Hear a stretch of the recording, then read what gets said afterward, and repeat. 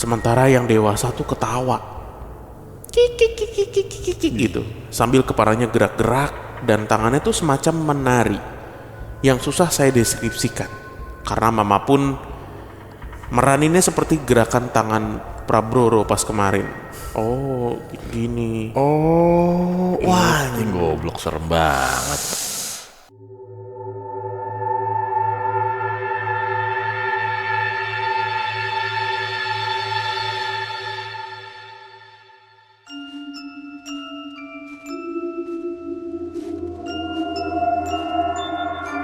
Assalamualaikum warahmatullahi wabarakatuh. Shalom. Om Swastiastu. Nama budaya. Salam kebajikan. Selamat datang kembali di podcast Malam Kliwon episode 637. Ah, itu dia. Selamat pagi, siang, sore, malam teman Kliwon dimanapun Anda berada. Oke, kita balik lagi di sini untuk membacakan cerita. Betul. Ya? Nah, kita mau Langsung ngingetin aja nih buat yang lagi nonton atau lagi mendengarkan, silakan tinggalkan jejak di kolom komen ya, biar nggak kalah sama bot-bot judul.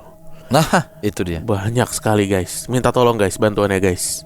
Kita perangi bot-bot judul itu ya. Sekarang dia pakai itu ya, kayak pakai Gemini, dicari rangkuman YouTube ya. Terus bentuknya komennya kayak Iya. komen beneran. Jadi komennya menanggapi isi video. Betul, Gitu kayak, wah cerita serem banget nih di gunung ini, gitu-gitu. Makin cerdas. Username yang jelas. Terus ada time code, pakai special karakter. Aduh, capek deh. Tolong dong, Bapak Ibu yang berwenang nih. Ayo. Ayo. Halo Bang Danu dan Bang Bimo. Perkenalkan, namaku Ardo, penggemar PMK sejak 2021. Ardo.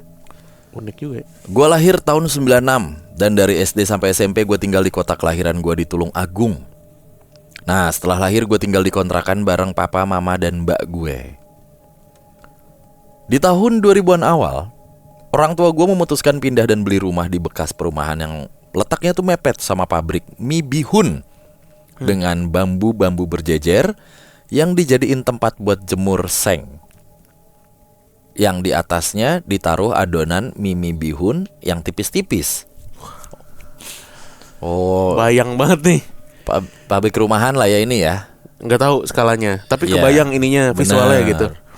Jajaran bihun tuh. Rumah ini dibeli dengan harga yang murah waktu itu, sekitar 45 juta aja. Padahal di dalamnya udah ada kamar ukuran sedang. Itu ada 2 tuh. Lalu ada kamar ukuran kecil 1. Ada ruang tamu, ruang TV, dapur, dan kamar mandi. Nah, sama ada lantai 2 yang cuma bisa buat jemur baju. Hari pertama pindah ke rumah baru, karena gue juga masih TK waktu itu dan mbak gue masih SD, kita tidur berempat di kamar tengah. Malam pertama kita nginep, gue masih ingat sampai sekarang. Di tengah malam gue kebangun karena di tembok kamar ada suara tembok yang diketuk pakai jari-jari yang ada kukunya. Dan suara itu kayak seolah jari berkuku ngerayap di dinding kamar gue. Kejadian ini gak gue ceritain ke orang tua gue atau mbak gue, karena di hari-hari berikutnya justru ada kejadian yang sekeluarga gue ngalamin. Jadi di suatu malam, papa mama gue nonton TV sampai tengah malam. Dan gue lagi tidur di kamar kecil yang ada di dapur. Di tengah gue tidur, gue kebangun karena ada bau kemenyan yang memenuhi kamar gue. Dan gue langsung keluar kamar dan ngadu ke kedua orang tua gue yang ternyata lagi nonton TV di ruang tengah. Di situ papa gue cuma bilang, biarin aja, gak apa-apa.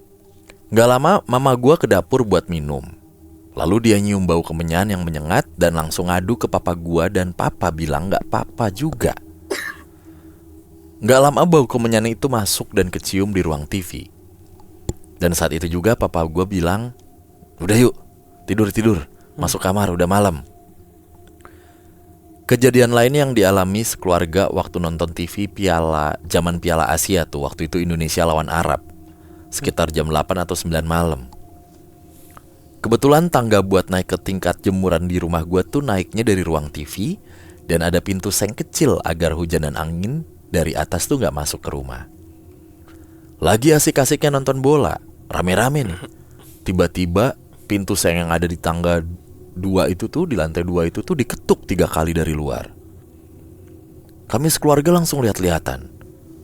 Kalau dilogikakan, gak mungkin kucing bisa ngetuk sekencang itu dan sampai 3 kali.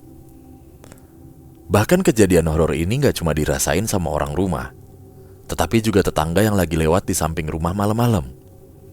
Ada yang bilang lihat orang tinggi besar berdiri di tingkat jemuran itu. Dan bahkan ada tetangga samping rumah yang sempat ngomelin gue gara-gara gue dibilang ngapain maghrib-maghrib mainan naik di genteng. Padahal di hari itu gue sekeluarga lagi pergi menginap di luar kota. Puncaknya di waktu bulan puasa, rombongan bangunin sahur di perumahan gue biasanya kelilingan bawa gong sama gendang tuh. Pas gue dengerin lewat di samping rumah gue, tiba-tiba yang dari awalnya mereka lagi klotekan dungdang, tiba-tiba ada yang teriak, "Lari!" Disusul suara gedebukan pada lari sampai gong dan gendang ditinggal di situ. Wah, merdu sekali nih bunyinya nih. Glublak duong, Rumbang lonang. Ini kayak gerobak ketabrak motor nih bunyinya. Ambiar. Biar dudang duong, dudang lari. Ini kalang kaboet nih begini nih. Iya nih. Ini kan yang sarungan kan ini kan adem ini pasti. Diangkat sampai pangkal paha itu. Iya. Pas paginya gue tanya lah, katanya mereka lari gara-gara melihat ada sosok yang jongkok di samping rumah gue. Anjir. Oh iya, di awal kita pindah di rumah itu tuh beberapa tetangga pada nanya, "Gak takut apa tinggal di situ? Betah nggak? Ada gangguan nggak?" Usut punya usut, setelah tanya tetangga, rumah gue ini dulunya rumah suami istri yang katanya punya pesugihan kandang macan di belakang rumah. Yang bahkan ada tetangga yang kalau malam kadang tuh mendengar suara kayak auman macan. Tapi rumah ini akhirnya dijual karena infonya mereka cerai dan pisah rumah. Selama gue SD dan tidur di kamar belakang yang ada di dekat dapur, banyak banget kejadian tiap malam yang gue alamin. Mulai dari suara ngaduk teh tengah malam, suara piring-piring digeser tengah malam, sampai tiba-tiba gagang pintu kamar gue yang turun-turun sendiri waktu gue dengerin suara-suara itu. Bahkan gue pernah ketindihan dan melihat ada sosok berwarna hitam dan rambut berantakan yang berdiri di depan gue, dan gue baru bisa gerak setelah sosok itu teriak di kuping gue. Gila. Dari cerita-cerita tetangga sebelah rumah gue, rumah blok 2 dan ini nggak apa-apa kali ya. Oh ya udahlah. Rumah blok F2, F3. Jadi blok gue tuh F1 lah, sebut saja gitu. Ada 2 sosok yang biasanya ngasih gangguan. Yang pertama genderuwo. Selain kadang sosoknya kelihatan main di tingkat jemuran rumah gue, baunya tuh kecium masuk ke rumah. Suara geramannya juga pernah ganggu tetangga yang lagi tidur sendirian di lantai 2. Genderuwo ini juga pernah ganggu gua waktu nonton TV sendirian di rumah malam-malam. Dan lagi-lagi dari arah tingkat jemuran ada suara ketawa yang menggelegar. Yang buat gua langsung ngibrit lari keluar rumah dan gak mau masuk sampai orang tua datang. Sedangkan buat sosok yang kedua semacam kuntilanak atau hantu cewek, ini yang gue yakini mengganggu dengan suara riuh kayak orang masak di dapur tengah malam. Dan justru gong dari gangguan kuntilanak ini gue alamin waktu gue nongkrong di depan rumah temen yang juga tetangga gue yang di blok F3 tadi. Waktu itu kita nongkrong sampai jam 11 malam. Lagi asik-asiknya ngobrol, tiba-tiba dari arah genteng di atas kita tuh ada suara cewek ketawa cekikikan. Langsunglah kita lari pada bubar. Tapi dari semua gangguan, yang paling solid wujudnya justru gue alamin waktu rumah gue tuh udah direnov jadi 2 lantai. Kira-kira sekitar tahun 2010 waktu gue udah SMP. Di suatu malam gue teleponan sama pacar gue di kamar yang atas itu, yang jendelanya tuh menghadap ke belakang. Belakang ini adalah pabrik mie Soun tadi tuh. Karena agak gerah, gue bukalah jendela kamar gue meskipun malam-malam. Dan yang pasti pabrik mie-nya gelap karena gak ada lampu penerangan. Waktu jendela dibuka, otomatis gue teleponan sambil menghadap ke arah bawah. Dan waktu gue nengok ke arah kanan bawah, kurang lebih posisinya di sekitaran belakang rumah blok F3, ada sosok yang warnanya putih. Bentuknya tuh kayak guling dengan iketan tali pocong di atas kepalanya, dan matanya bersinar seperti warna hijau. Di situ gue langsung diem, matiin telepon, dan perlahan nutup jendela kamar gue dengan harapan si pocong gak nengok ke arah gue. Waktu rumah gue direnov total itu, setelah proses renov selesai, tukang-tukang yang bangun rumah gue ngelakuin selamatan. Yang buat gue merasa aneh, di 4 penjuru tembok lantai 2 rumah gue itu digantung kresek yang berisi cermin dikaretin. Lalu ada paku dan juga ada kembang. Dan di kayu penahan plafon rumah gua diikat kain jarik yang juga ada hasil bumi yang ikut diiketin lah di situ. Misalnya kayak singkong padi, tebu, dan lain-lain. Setelah rumah gua direnov dan dalam tanda kutip sudah dipagerin dari prosesi selamatan itu, memang gangguannya berkurang. Tapi tetap ada kejadian horor yang dialami adik gua yang baru lahir di tahun 2007. Jadi waktu itu adik gua masih TK. Kebetulan di hari itu yang di rumah cuma adik dan mama gua. Adik gua ini suka banget main game yang ada di komputer gua yang ditaruh di lantai 2. Pas deket tangga naik ke jemuran di lantai 3. Lagi asik-asiknya main, adik gua denger suara kayak genteng yang dipukul-pukul dari arah jemuran. Pas adik gua nengok, dia melihat sosok dengan warna merah, matanya satu di bagian tengah, dan mulut yang bentuknya vertikal.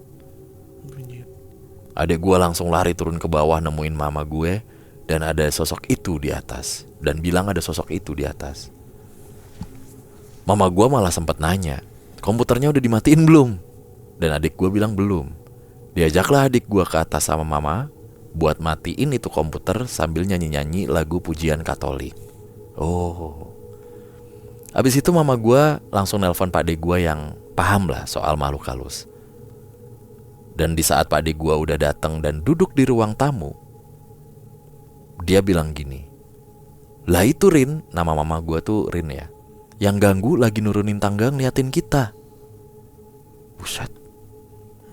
Dari situ pak adik gue langsung naik ke lantai 2 dan semedi di kasur gue sambil minta diambilin air putih ke mama gue. Di situ kata mama gue, dia ngeliat depan kasur gue tuh sampai geter hebat, gerak-gerak gitu. Selesai semedi, pak adik gue ini bilang ada yang ngirim dari luar, tapi untungnya cuma ketahan di atas. Karena rumah ini udah dipagar dan ada pelindung dari leluhur papa gue yang sosoknya putih dan bersorban. Setelah gue lulus SMA dan kuliah di luar kota, kamar kecil di dapur dijadiin ruang makan. Dan kamar gue di lantai 2 yang jendelanya ngarah ke pabrik mie bihun cuma dijadiin tempat setrika baju. Dan gangguan-gangguan itu udah jarang terjadi lagi, meskipun sesekali masih ada.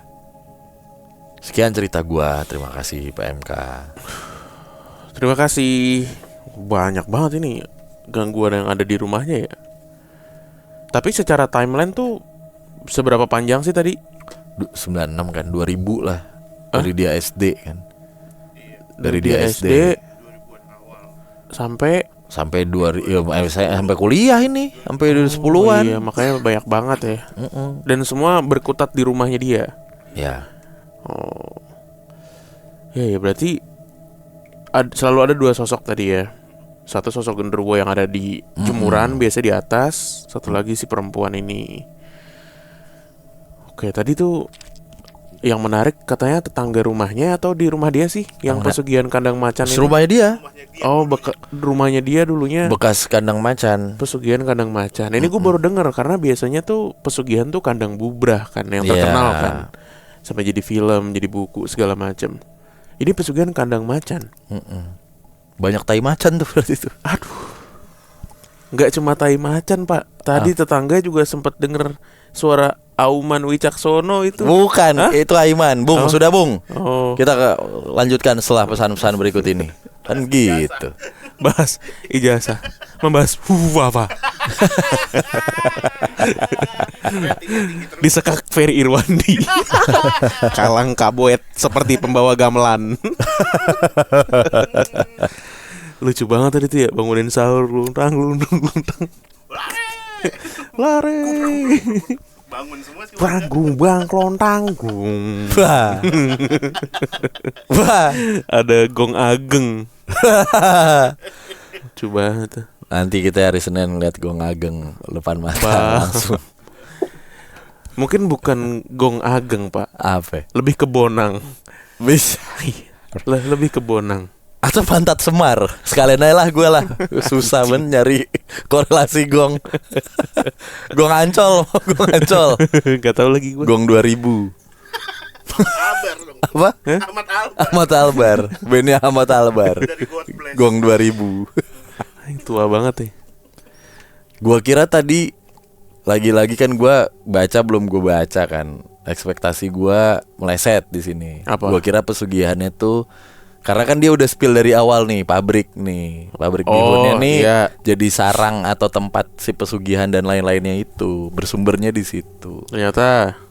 Ternyata rumahnya banyak tai macan tadi. Ternyata pabrik bihun aja. Ya udah, nggak jadi kue tiaw kok, nggak ada kue tiaw tiba-tiba. Nggak ada. Kok gendut minyak, Kok gepeng. gitu. Nggak ada apa-apanya. Biasanya kan gitu soalnya. Wah ini nyamber nih dari sampingnya nih. Ternyata enggak. Ternyata pabrik bihun just being pabrik bihun ya. Iya pabrik bihun udah bing pabrik bihun aja udah gitu. As it is. As it is aja tuh. Iya. Pabrik bihun. Lucu ya? Misoun sebenarnya. Oh, Nah, iya. ini sama seperti bebek angsa itik ya sebenarnya ya. Soun Apa? bihun tuh beda tuh. Beda, Jangan disamain. Kena guys. kuah juga beda. Beda. Responnya. Beda. Iya. Beda responnya. Responnya beda. Iya. Iya, yang satu, wih, gitu. Yang satu Janjo kaget aku gitu. Jangkrik. Oh ya jangkrik. Jangkrik kaget aku. Lucu banget ya. Sebuah template kok kaget. Japanese people. Japanese people shock. Jangkrik kaget asu aku. Japanese people shock. Kayak ini ya, kayak judul YouTube yang ke-translate otomatis. Iya. Itu kan orang Jawa kaget. Japanese people shock. Iya, tadi bener tuh soun sama bihun kena kuah responnya beda. Beda Pak. Kalau apa soun kena kuah gitu Iya. karena dia soun. Gila kali Soun. Kalau bihun kena kuah iya Den gitu. Ya. Apa? Gehu lo tau Gehu nggak? Tahu, toge tahu. Iya. Nah kemarin tuh di Garut. sentra burayot semua kan ya. Burayot banyak Burayot. banget itu. Oh, itu yang kue kontrol kejepit. Beda ternyata. Hah? Beda. Burayot Pak. Tapi bentuknya sama begitu. Hampir sama. Serius itu mah kita udah kagak inilah, orang udah diresmiin kok. Diresmiin jadi warisan Warisan budaya sama Budaya, Kemenkebut kan. Kementerian Kebudayaan. Iya. Kemenbud. Kue itu, Ya, Kementerian Kebudayaan. Kementerian Kebudayaan. Kue Iya. apa tadi? Kue pentol jepit. Sama satu lagi yang dari Aceh, bubur memek. Ya, Beneran ada. beneran ada. Iya coy. beneran ada. Enak itu. Ini tuh kasana. Ini makan sore-sore enak banget. Kalau kata orang sono, dimakannya pas sore-sore katanya. Anget berarti ya. Ya, tergantung. Anget. Enggak anget emang. Kan bukan es kan dia kan? Bukan anget. Main anget aja. Kan bubur. Gue tiap siram anget. Bubur di mana-mana anget. Bubur kacang hijau es batu, bubur ketan hitam. Es- Itu kan ada esnya. Bener lagi. Kan pada harfiah ya. Pada hakikatnya kan bubur anget. Sama kayak teori. Nah, ini nih teori yang nggak bisa dipecahkan yang gue tahu dari anak gue. Setiap orang yang awal hurufnya vokal pasti dipanggilnya belakangnya. Tapi kalau nggak huruf vokal pasti yang dipanggil depannya. Contoh, Agus. Gus. Ya kan? Misalnya siapa? Berikan. Eli. L. Bisa Li kan? Tapi L sih. Biasa Tergantung. Tapi kan itu balik satu lagi. kata ya Eli ya gitu. Misalnya siapa lagi? Ya pokoknya gitulah. Tapi iya sih, Arman, Man. Ya kan? Enggak Ar. Bukan Ar, bukan gitu kan? Oyobo. Bo. Iya kan? Masa oi? Iya enggak enak. Nggak enak. Dencil. Den. Cil. Sama aja Plafon. Sama aja. Kayak itu suka-suka yang manggil aja. Iya deh kayaknya deh. Iya, teori enggak. Ya udah terbantahkan berarti. Iya terbantahkan lah. Udah bener. Siapa yang mengemukakan teori ini? Ada biasa. Siapa? Tapi terpecahkan karena itu huruf vokal. Lo cari aja di Google ternyata ada.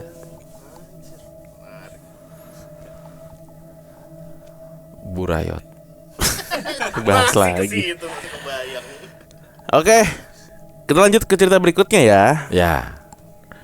Halo abang-abang PMK dan Sobat Kliwon, nama saya Ichi, pendengar dari November 2019. Ini selalu ingat karena tiap malam dengerin PMK sambil main game Live After sampai 2022 akhir. Saya pengen cerita nih, kejadiannya di tahun 2012 waktu saya masih freshman SMP. TKP-nya di rumah sendiri. Ini di sebuah kompleks di kota M. Oke. Ceritanya dialami oleh mama saya sendiri. Dan by the way, mama saya ini cukup sensitif. Karena tiap datang ke ibadah duka, mama katanya selalu ngeliat orang yang meninggal tersebut hadir juga di sana. Beberapa kali, mama pun dititipin pesan oleh arwah kerabat atau tetangga yang baru meninggal untuk disampaikan ke keluarga yang ditinggalkan. Yang dimana saya juga agak kesel juga, karena takutnya mama saya ini dianggap halu atau terlalu ngurusin masalah orang lain. Makanya saya selalu berpesan gitu ke mama untuk udah cuekin aja lah itu setan-setan dan jangan terlalu mikir klinik. Balik ke TKP nih. Sebagai gambaran, rumah saya nih ada di deretan kedua setelah belok dari perempatan. Dan di depannya adalah tanah kosong tanpa bangunan yang berukuran 2 rumah tipe 45 yang udah puluhan tahun gak diapa-apain sama pemilik tanah. Jadi bisa dibayangkan, area itu jadi hutan mini, tempat tumbuh semak-semak liar, dan beberapa pohon pisang yang jadi highlight di cerita ini. Timelinenya di tahun 2012, waktu pergelaran Euro, di mana anak-anak muda kompleks tuh pada begadang buat nobar pas tengah malam. Yang salah satunya abang saya yang waktu itu pengangguran. Abang saya ini emang tiap malam nongkrong sampai jam 1-an. Dan kalau pulang suka parno sendiri kalau lewat depan rumah. Pernah sekali pulang dia gerasak-gerusuk. Dan paginya mama bangun dan nemuin pintu pagar kebuka lebar dan pintu rumah gak kekunci. Pas mama mau marahin si abang saya di kamarnya tidur sambil naruh Alkitab di samping bantal. Menurut kesaksian abang saya, katanya malam itu dia dengerin suara nafas berat dari semak-semak depan rumah. Terus dia panik dan kabur masuk rumah gak mikir apa-apa lagi. Mama awalnya ngerespon cerita itu seperti kejadian horor kocak biasa. Sampai gak lama kemudian terjadi kejadian lanjutan yang memorable di keluarga kami. Jadi malam kejadian, pas Euro itu abang saya cabut dari nobar di pertandingan pertama karena gerimis. Lalu lanjut pertandingan kedua di rumah. Saat itu adik saya baru lahir, usianya beberapa bulan. Dan itulah alasan mama saya selalu marah kalau abang pulang malam, takut bawa penumpang gelap masuk ke dalam rumah. Dan akhirnya malam itu kejadian. Abang saya pulang dan suara berisik pagar yang digeser bikin mama sedikit bangun dan ngecek adik bayi. Posisi mama tidur itu paling kiri nempel dinding dan kepalanya ngarah ke jendela. Adik bayi di tengah kasur dan di saya nempel dinding kanan, menggelar kasur sendirian di lantai. Selang beberapa menit, abang saya nyalain TV di ruang tengah. Dan otomatis cahaya TV dari ruang tengah yang gelap kelihatan nih di ventilasi kamar utama. Mama yang udah lanjut tidur terpancing sama cahaya itu. Otomatis pandangannya juga bisa ngeliat lemari di pojok kanan kamar. Mama langsung kaget ketika ngeliat sosok yang duduk nangkring di atas lemari.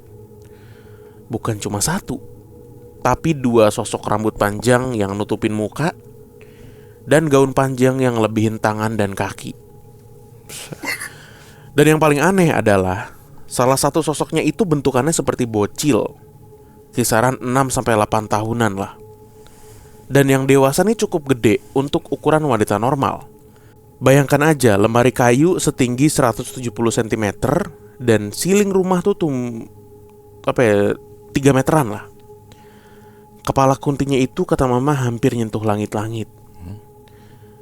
Lanjut, yang bikin mama ngeri dan sadar karena si kunti kecil ini tangannya menjulur mau menggapai adik bayi.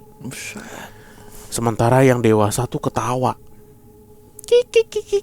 gitu, sambil kepalanya gerak-gerak dan tangannya tuh semacam menari yang susah saya deskripsikan. Karena mama pun meraninnya seperti gerakan tangan Prabroro pas kemarin. Oh, gini. Oh, wah ini goblok, serem banget. Respon mama langsung manggil abang saya di ruang tengah. Yang anehnya, yang keluar tuh cuma suara parau, seperti orang yang kehabisan suara. Mama pun gerakannya sangat terbatas, seakan-akan dia cuma bisa bergerak pelan di pinggir kasur. Mama berusaha manggil-manggil saya untuk ngambil sapu lidi di pinggir kasur yang berlawanan.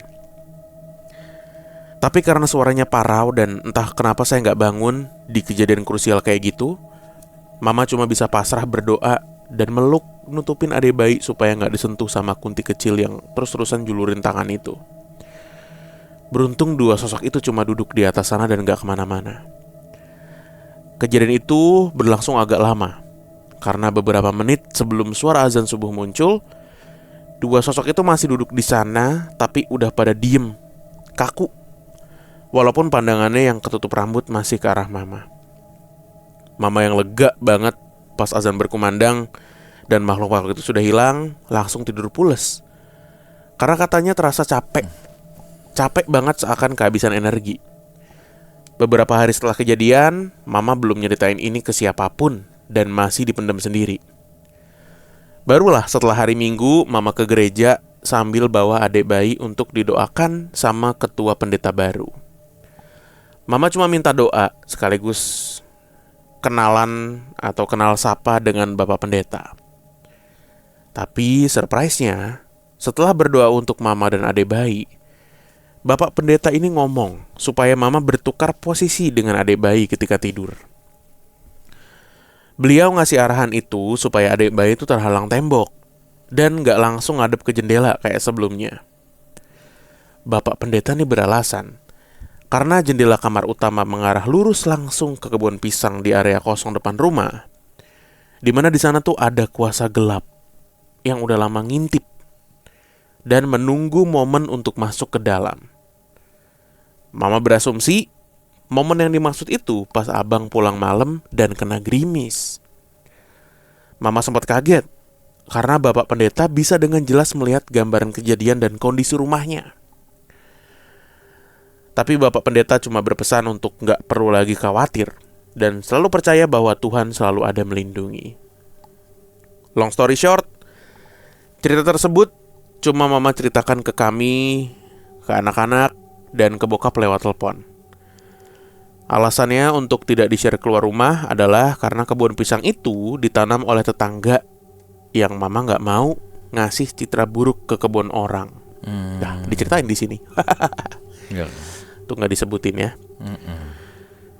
Sekian cerita saya Bang Bimo dan Bang Danu. Ngomong-ngomong nih Bang, kemarin saya habis selesai pelatihan bahasa asing di daerah yang nama daerahnya menurut saya familiar. Dan ternyata kemudian sadar kalau daerah itu pernah diceritain di episode 95. Memang saya nggak nemuin sesuatu yang janggal waktu itu. Tapi emang lalu lintasnya cukup riskan karena truk di sana sopirnya nggak ngotak kalau berkendara. Mana panas luar biasa lagi di sana. Ya sesuai lah sama nama daerahnya. Oke, itu doang Bang. Terima kasih sudah dibacain. Jalan terus PMK. Sukses kaya raya Bang Bimo, Bang Danu, dan jaya selalu. Oke Zon, oke. Amin. Gila. Episode 95 tuh apa ya? Lupa banget. Ingat tuh kita. Ini udah episode 637 bro. Laur. Sekoteng anjing. Oh, salah. Kenapa sahur sih? Kalau lagi jualan Kalau lagi jualan disaurin. Orang Kirain ngajak sahur. Saya kan masih kepikiran tadi tuh rombongan. berarti kebon nih. Nah kayak gini maksud gue di cerita yang tadi gue bacain. Bukan rumahnya gitu. daerah sekelilingnya. Sekelilingnya. Tapi serem sih nih, ada Iya, kunti serem. dengan Kunti 2 size. joget, Pak. Kunti joget tuh udah paling epic menurut gua. Jangan nggak gitu dong. Itu kan joget. lagunya. Kunti. Nggak, Oke, gas. Waduh. Deng bilang nona mau goyang sampai pica palai. Kok palai? Sayangnya salah. Mau pica pala dong salah. Goblok. Dong bilang nona mau goyang sampai patah sayangnya. Pica 2 udah kayak kisinan, bro. Kisinan 1, kisinan 2, pica 1, pica 2. Milking di milking. Ah, bro. itu dia. Spider-Man. Enggak sampai nanti ada Venomnya, enggak sampai gitu sih. Bisa aja. Kali ada. The Amazing Pica-Pica. Sebenarnya itu dalam Pica-pica apa? Pica-Pica Homecoming. Pica-pica Homecoming. Far From Home. Syuting di London. Pica-pica X. Wah, jancuk. Wah, wes lek ngene wes angel. Kalau udah ditambahin X gitu udah angel dah. Iya, pokoknya jangan deh, lu jangan ketemu makhluk halus tapi dia joget, bro. Itu wah, udah epic itu. Jogetnya tak bola balik lagi. Nah, Ribet. Nona. tergantung Iya. siapa yang joget anjing. Lah kan Kalau hantu. itu, lah tahu, maksudnya tergantung sama koreonya. Enggak harus bener ciki.